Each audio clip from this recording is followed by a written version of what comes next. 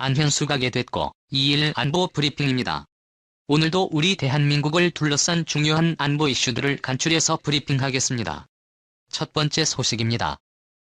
북한이 최근 잠수함 발사 탄도미사일을 탑재한 신형 전략 잠수함과 다양한 이동식 지상 발사 탄도미사일을 예고하고 있는 가운데 이러한 신형 장비들을 효과적으로 운용할 수 있는 기술 인력들이 대거 특채됐다는 소식입니다.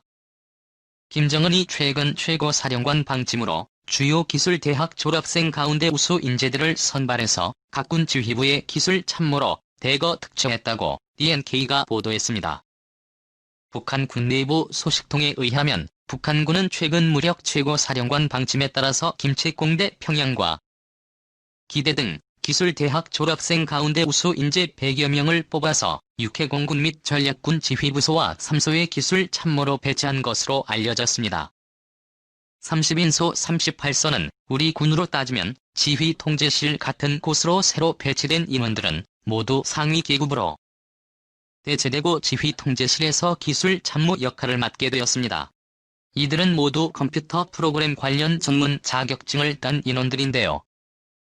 주목할 만한 것은 이번에 특채된 인원들은 대부분이 출신 성분에 대한 정밀 검증 없이 오로지 기술과 능력만으로 선정된다는 것과 불과 20대 초중반에 불과한 인원들을 주요 제대의 핵심 참모로 기용했다는 것입니다. 이는 김정은식 세대 교체의 신호탄으로 풀이되는데요.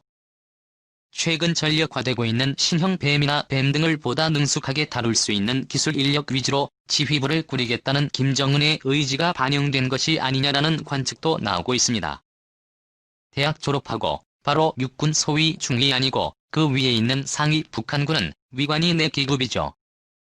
우리는 소위 중위대인데 여기는 소위 중위 상위대입니다. 그러니까 우리로 치면 중위와 대위 사이의 계급쯤이 되는데 바로 그냥 괜찮은 자리로 특채가 돼버렸고 이놈들은 대부분이 그냥 상급자들 일반 대대 연대 이런 데가 아니고 사단급 이상의 상급자대에 배치가 되어서 기술 참모로 봉직을 한다고 해도 완전히 출세하는 것이지요. 그래서 여기에서 이렇게 보면 결국 최근에 북한이 대구경 방사포 또한 24개인 23, 이런 신형 단거리 탄도미사일 또는 신형 단거리 발사체 이런 것들을 대거 선보이면서 이런 것들을 가지고 새로운 전술을 개발하고 새로운 전투 방식을 만드는 데 있어서 기술적 요소가 들어가야 많이 하고 그런 것들을 좀 더 제대로 구동할 수 있고 또 그런 기술적인 아이디어를 바탕으로 새로운 전술을 개발할 수 있고 그런 차원에서 기술 인력들을 장교로 그것도 계급이나 전술한 장교로 중급 장교로 특채를 한 것이 아니냐라고 생각되고 이걸 100명을 갑자기 이렇게 했다고 하는데 북한군의 능력이 이런 것들로 인해서 한층 더 향상될 것 같다라는 그런 걱정이 앞서고요. 또 김정은이 지금 나이도 아직 젊고 또 자신의 동기동창이나 이런 주변 본인만의 주변 인력이 아직 인맥이 아주 부족하고 하다 보니까 이런 식으로 제 자신에게 개인적으로 조사할 수 있는 새로운 인맥을 만들어 나가는 것이 아니냐라는 판단을 하는 분석도 있어요. 그런데 특기할 만한 것은 우리로 치면 탕평책이나 인사 탕평책이다 이렇게 이야기할 수 있는데 왜냐 출신 성분입니다. 지금 그동안은 빨치산 출신이냐 어떤 출신이냐 부모가 제1교포 출신이 아니냐 어느 탈북자가 없냐 이런 여러가지 출신 선물 정말 빠졌는데 이번에는 오직 개인 능력만 보겠다. 이건 정말 국가로서는 바람직한 그런 인사 정책이죠. 문제는 그게 우리적이라는 게 문제입니다. 그래서 우리 쪽이 이런 것들을 해서 굉장히 능력이 향상될까봐 걱정입니다. 우리 대한민국이야말로 정말 인사 경쟁을 통해서 국가 경쟁력을 키워나갔으면 좋겠습니다. 그리고 이런 부분에 대한 우리 군사적 대비책 빨리 우리도 확립해야 되겠다라고 생각되는데 예를 들어서 고려대학교 사이버 보안학과인데 거기에서 장교로 특채를 하니까 사이버 사령부의 장교로 특징을 합니다. 그랬더니 사이버 사령부 장교로 특채한다고 뭐라 하고 있지요. 고려대학교 사이버 강화가 당연히 사이버 틈새에서 어쩌면 그렇게 해주는 것이 얼마나 좋습니까? 그걸 가지고 뭐라 하는 사람들이 있는데 그 뭐라고 하는 사람들 여기 지금 이렇게 하는 것 좀 뭐라고 해주셨으면 좋겠습니다. 두 번째 소식입니다. 우주에서 극비 임무를 수행하는 미공군의 X-37이 무인 우주 왕복선이 어제 우주로 발사됐다는 소식입니다. 이 위성이 우주에서 어떤 임무를 수행할지 중국과 러시아가 바짝 긴장하고 있습니다. 미 공군이 단두대를 운영하고 있는 무인 우주 왕복선 137B가 현지 시각 17일 케이프 커 네버럴 공군기지에서 아틀라스 로켓에 실려 우주로 발사됐다고 디펜스 뉴스가 현지 시각 17일 보도했습니다. 외부 공식 명칭이 궤도 시험 비행선 TV로 알려진 이 무인 우주 왕복선이 우주 발사는 이번이 6번째인데요. 우주 왕복선처럼 생긴 이 우주선은 로켓으로 발사되어 우주에서 장기간 임무를 수행한 뒤에 비행기처럼 활주로를 통해 복귀하는 형태로 운용됩니다. 이 우주선은 공식적으로는 우주에서 각종 과학기술 실험을 수행하는 움직이는 우주 실험실 역할을 하는 것으로 알려졌는데요.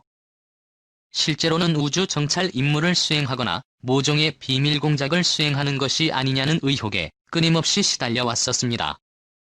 이 우주선은 한번 우주에 나가면 짧게는 224일에서 길게는 780일까지 우주에 머무르며 다양한 임무를 수행하는 데 나갈 때마다 중국과 북한, 이란 상공에 집중적으로 머물던 궤도 흔적이 발견되어서 이들 국가들은 미국이 137B로 자신들에게 모종의 비밀 공작을 한 것이 아니냐라고 반발해왔습니다. 전문가들은 이 우주선이 정찰은 물론 적국의 위성에 대한 파괴 또는 무력화 인공위성에 심지어 우주 폭격 임무 등을 수행하기 위한 우주 전략 초기까지 가능할 것이라고 보고 있는데요. 과연 이 우주선이 이번에는 어떤 임무를 수행하기 위해 우주로 나가는지 관심이 모아지고 있습니다. 우주 왕복선이 어릴 때 우주 왕복선 콜럼비아 렌즈 뭐 이런 거 있었지 않습니까? 미국의 챌린저 쏠 때 올라가 폭파해버렸죠. 그래서 더 파이널 카운트다운이라는 말도 나오고 했는데 그 유인 우주 왕복선이 있었고 이건 그 유인 우주 왕복선하고 흡사하게 생겼는데 무인이 무인 드론입니다. 로켓에 실어가지고 쏘아 올려서 우주에서 짧게는 1개월 길게는 700원에서 2년여를 갔다가 궤도비 행을 하면서 각종 뭔가를 하는데 이번에 갈 때는 유달리 많은 장비를 싣고 갔다. 뭘 하는지 모르겠지만 많은 장비를 싣고 갔다. 그래서 이런 이야기를 합니다. 궤도 실험이니까 그리고 궤도를 돌고 있는 위성이 있습니다. 그 궤도를 따라는 것이죠. 그런데 이 위성이 굉장히 빠른 23 속도도 보이지 않습니까? 이것을 똑같은 속도로 떨어버리면 이 바로 딱 붙어서 돌아버리면 속도 차이가 제로가 되죠. 그러니까 이 상태에서 팔을 뻗어가지고 상대의 위성 이성이라든지 이런 것들을 가지고 궤도를 이탈시켜버린다든지 그러면 완전히 그냥 이렇게 되든지 아니면 그걸 딱 잡아서 이악으로 포획을 해버린다든지 아니면 잡아 던져버 린다든지 아니면 뭔가를 딱 쏴서 확 쏴서 속도 차이가 없는 안전이 없는 상황에서 총을 쏴버린다든지 뭐 이런 파괴 행위를 하는 것이 아니냐라는 그런 관측도 있어요. 부디 그렇게 해줬으면 좋겠다. 그래서 우리를 감시하는 또 우리를 공격할 수 있는 중국의 메이드 위성 시스템도 러시아의 글로나스 위성 시스템 이런 걸 그냥 제거되면 우리 입장에서는 위험이 줄어드니까 좋지요. 그리고 우리를 감시하는 위성들을 그런 식으로 제거되었으면 좋겠다. 어떤 임무를 가지고 이번에 추락을 했는지 모르겠지만 임무 완수해주기 바라고 정말 유사시에 적이 위성을 제대로 파괴하는 그런 킬러 위성으로서의 위험도 발휘해주길 바랍니다. 대단합니다. 크지도 않습니다. 사람보다 조금 커요. 세 번째 소식입니다. 지난 4월 중국군 헬기가 인도 국경을 넘어 상당한 시간 동안 인도 영공에서 작전했다는 소식입니다. 무력 충돌로 비화될 우려에 중국과 인도 양측 모두 쉬쉬하고 있었습니다. 최근 중국과 인도가 히말라야 국경 지역에서 주먹다짐을 하며 패싸움을 벌였다는 소식을 전해드린 바 있었는데요.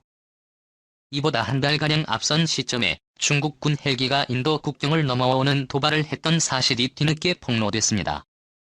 인도 어린 타임스 나우 뉴스는 현지 시각 17일 중국이 지난 4월 11일과 20일에 인도 중국 경계 지역인 설시 지방의 라바울 앤드 스피치 지역 상공에 헬기를 띄웠다고 보도했습니다.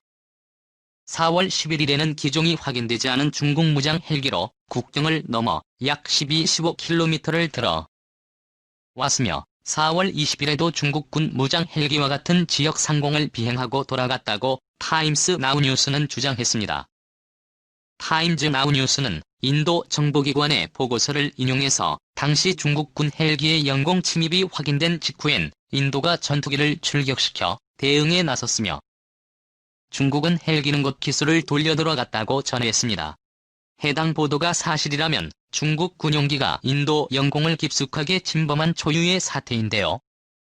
인도 공군은 자국 영공이 뚫렸다는 언론의 질타에 그런 사실이 없다라며 상황 자체를 부인하고 나서서 논란이 커지고 있습니다. 아마 무장 헬기라고 하니까 이텐 바로 중국판 아파트라고 할 수 있는 자기야를 부르고 있는 텐일 가능성이 큽니다. 왜냐 히말라야가 굉장히 고도가 높기 때문에 상승보다 높아야 되겠죠. 기압 때문에 이런 대형 헬기가 그런 작전을 했잖아요. 1215km면 꽤 깊숙이 들어온 겁니다. 우리 생각에는 우리가 바로 그냥 휴전선 해봐야 155마일밖에 안 되니까 거기에 몇 개 이렇게 배치가 되어 있으니까 살짝만 그냥 발가락만 걸쳐도 그냥 가서 우리는 요격하는 그런 시스템인데 이렇게 히말라야 쪽에 얼마나 인구가 거의 없는 상황 아닙니까? 그리고 히말라야와 인도 히말라야 지역에서 인도와 중국의 국경은 중간에 부탄이 있고 조금 인도와 중국의 국경이 있고 또 네팔이 있고 이런 스타일이죠. 그리고 그 사이에도 방글라데시가 있으니까 아주 좁은 것도 홈으로 들어가 내부에 또 인도 영토가 있고 그래서 이런 지역의 전투비행단 전투기 운영하는 전투비행단에 촘촘하게 있을 리가 없죠. 그러니까 이제 중국 헬기가 영공 12에서 15km 들어와도 전투기에 출격하면 이미 여기서 다 약 올리고 돌아가 버립니다. 그러면 중국 영공으로 들어간 상태에서 인도 전투기가 영국으로 들어갈 수가 없죠. 그러면 바꿨던 게 지붕 쳐다보느라고 멋진 겁니다. 그런데 지금 나온 뉴스 라운지에서 보도를 한 것은 인도 정보기관의 내부 문서를 가지고 그걸 어떻게 자기들만의 소스를 통해서 발췌해가지고 그걸 가지고 보도를 했는데 문제는 인도 공군에서 우리 전투기에 출격시킨 사실 자체가 없다. 그런 일이 없다. 이렇게 한 거예요. 왜냐? 제가 생각해보니까 그렇게 되면 틀렸다라는 그런 언론의 질타를 받을 수밖에 없지 않겠습니까?